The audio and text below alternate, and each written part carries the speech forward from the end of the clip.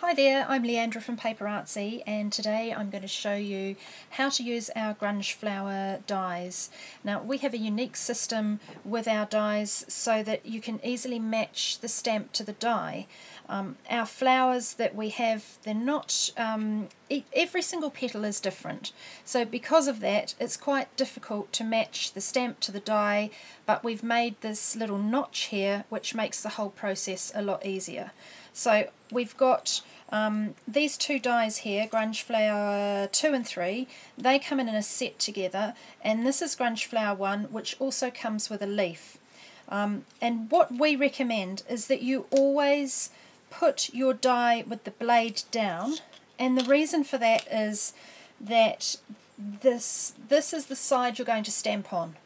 So you actually need to cut, your blade needs to cut into the side that you stamp on, which might be opposite. Some companies tell you to put them blade up or whatever, but this is important that you realise the side the blade goes into is the one that eventually you're going to cut on.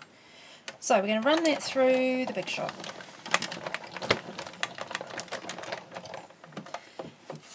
Now I am actually going to just pop these out, but it's really important that you don't take your piece of paper out of the die, because we need to mark the notch before we remove it from the die. So that's the notch there. I'm going to just mark that with a pencil, and the same on the other two. Okay, so the notch is here, and even the little baby one has got a notch. Now, this is exactly the same for Lynn Brown's Bloom die as well. I'll move on and show you that in a minute, but it's exactly the same system for that. To match the dies, we have various flower stamps that we've created over the years. Mark is really fantastic at doing these amazing collaged images. So this one here is called Extra 02 on Easy Mount. So the stamps are nicely trimmed out, and I do recommend that if you're going to buy stamps to use with the dies, that you buy them from us trimmed, because as you can see we trim them really nicely right up into the design there. They're beautifully flush, the edge of the Easy Mount foam, so they're just good to go. You can see that, you'll be able to see how easy that works in a minute. We do have other stamps that also have flowers on them. This one is 1004 on Easy Mount again, so there's the two flowers at the top here. This one's a newer plate. We've got 3 London themed flowers on this one, so you've got the flag and some images of London, double-decker bus, London Eye and so forth. A bit of a tube map on there. And then these ones here have got a nice clock image, and this one I use a lot with the script on it, and that's from set 1008. So all of these flowers match the different dies, the small, the medium or the large. Okay, so like I said to you before, you want to mark the little notch on your stamps, on your surface that you're going to stamp on, before you remove the die. So once you take the die away, you then need to figure out where the stamp is going to fit on the image. Okay, so what we do is we try to create our design so that this petal here, the one that's at 1 o'clock, generally is the one that matches the notch. That's how we try to do it.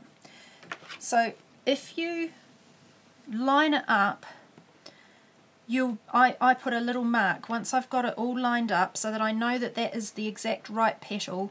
Then I put a mark on the back of my Easy Mount, and that means that as long as I've marked the notch, then I just have to match the notch to the arrow on the back of the Easy Mount, so that every single time I go to use this stamp, it's there clear for me to see where I have to position it. So that's why you don't want to forget, because if you forget to mark the notch, once you take your die away, if this gets accidentally turned over, or you spend ages trying to figure out which petal it was that came out of that die. So then all we have to do is stamp the image,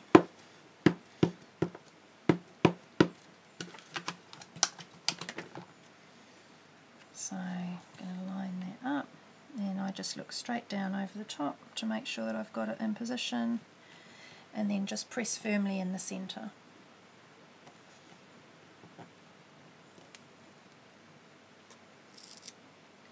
And there you go, you get your flower image on there.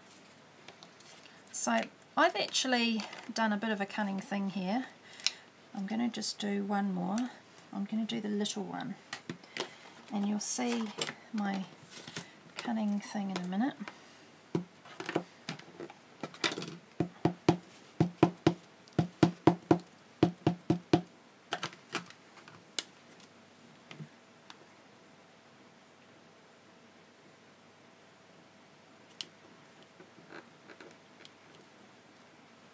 Okay, so that's that one. Now I'm going to give them a bit of a zap.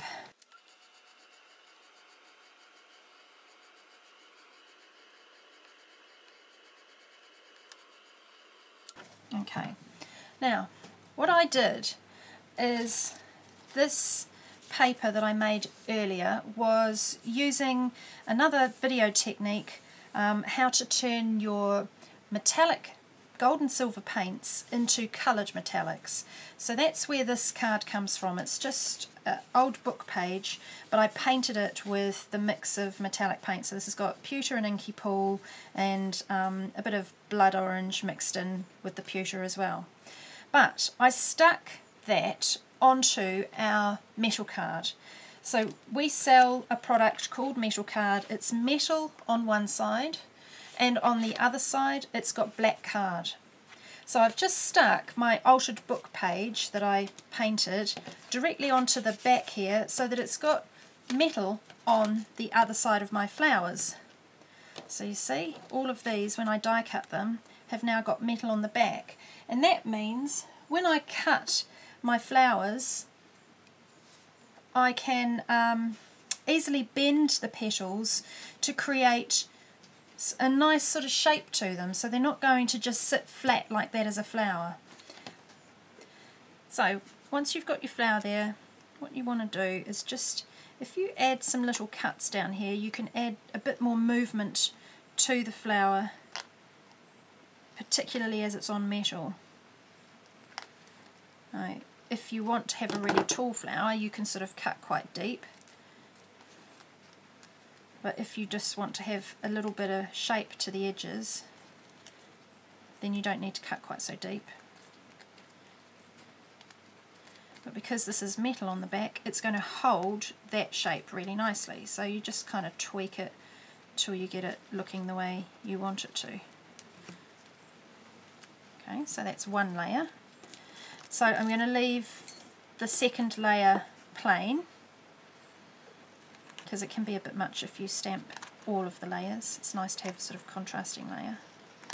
So just cutting it down a bit, and then I can pull these up, give it a little bit more shape and movement.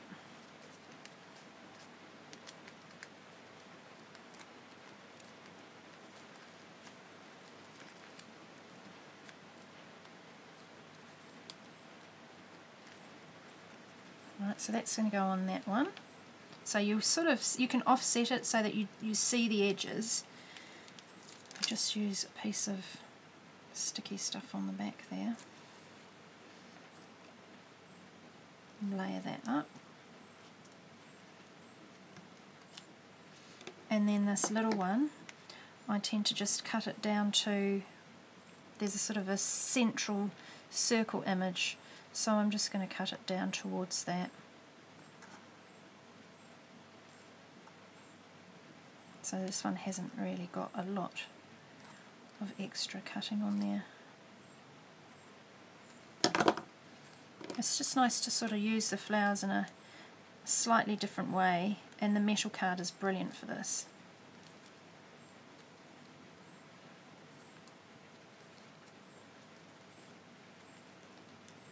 Right, and then again, sticky do-free bob on the back there.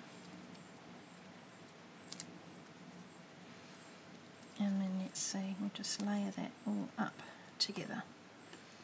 So then you get a flower, pretty easy flower. There we go.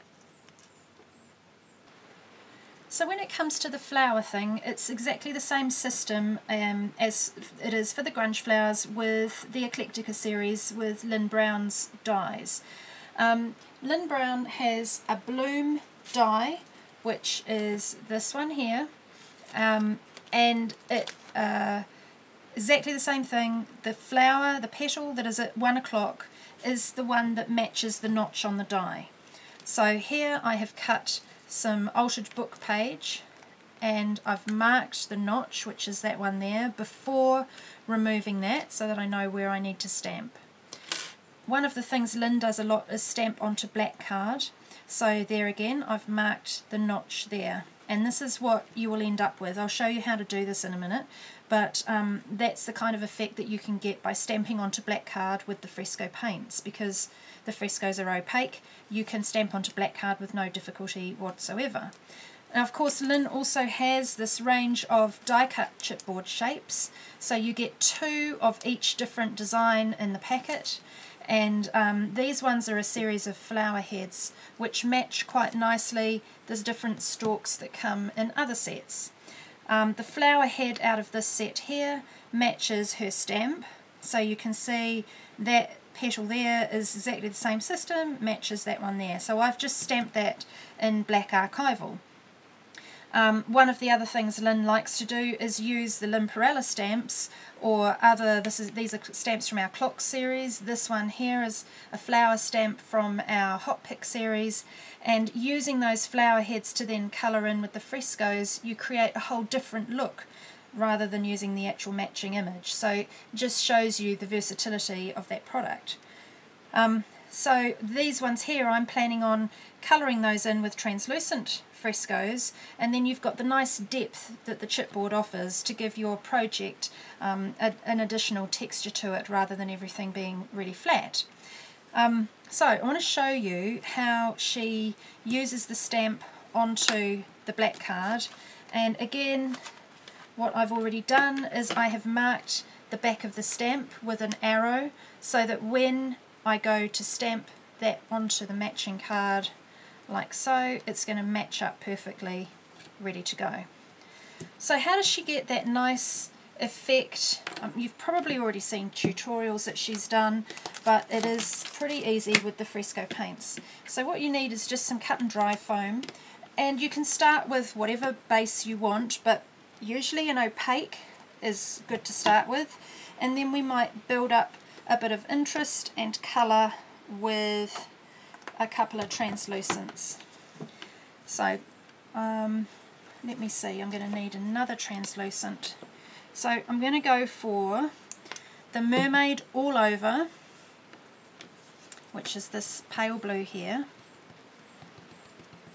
And you do have to work quite quickly because the frescoes dry really fast, so you don't want them drying on there before you're ready to stamp. So apply a really generous coat of your first colour. Then I'm just going to, for fast speed here, I'm just going to tip this in around the edge, which is South Pacific, just to give a little bit of depth at the very edges.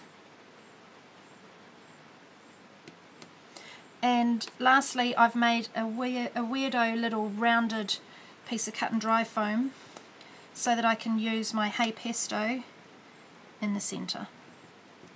Okay, then we're going to line up that flower. The arrow makes it so fast and easy, you're not having to muck about deciding where to position your stamp.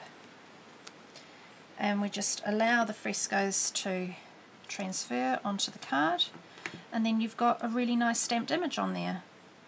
Now what I've done is I've stamped that directly onto the back of our metal card, so that once again it means that if you want to cut a little bit deeper into the petals, you can, and you can shape those petals exactly how you want to. So just a nice, rather than using just plain old black card, why not give our metal card a go? And then you can add that dimension quite easily.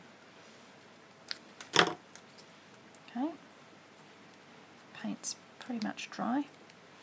You see, that's going to add a nice little bit of dimension, and it's going to hold its shape, which is prettier than just having it flat. Now, one of the things that Lynn quite often does, she'll layer them up on top of each other.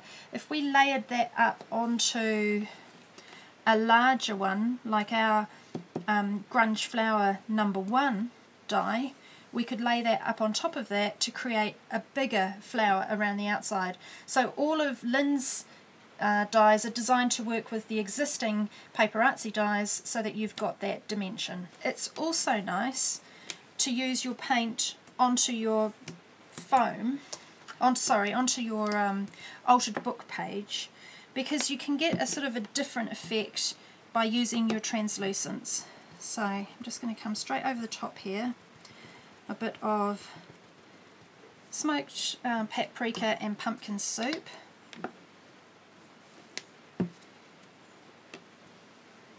So I will go to the depth at the edge with the smoked paprika, and then I'll just use a bit of that greeny bluey in the middle. Look for my mark that I've already marked the notch there, and then look for the arrow on the stamp and line those up. When you use your translucent paints, then it allows the images that are underneath to come through, so that you've got that nice script on the background as well, which is just another way to mix it up a little bit. And while I've got the translucents out, of course, they are the colours that I want to use if I'm adding colour to something like this. So where I've stamped the image in black first, I can come over the top with the translucents to add the colour or the depth. I can do this with a cut and dry foam, or you could use a paintbrush.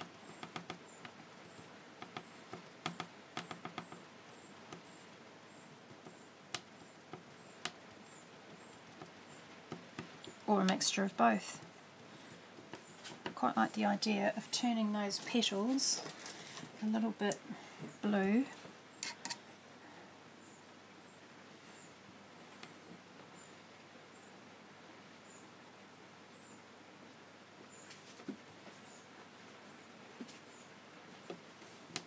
Just for the contrast. So if you want to be more specific about where your colour goes, then use a paintbrush. And then we need a different colour in the middle there.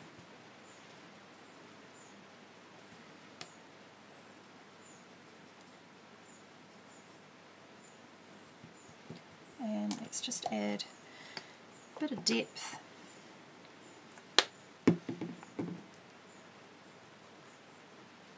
Bring in a bit of that limelight.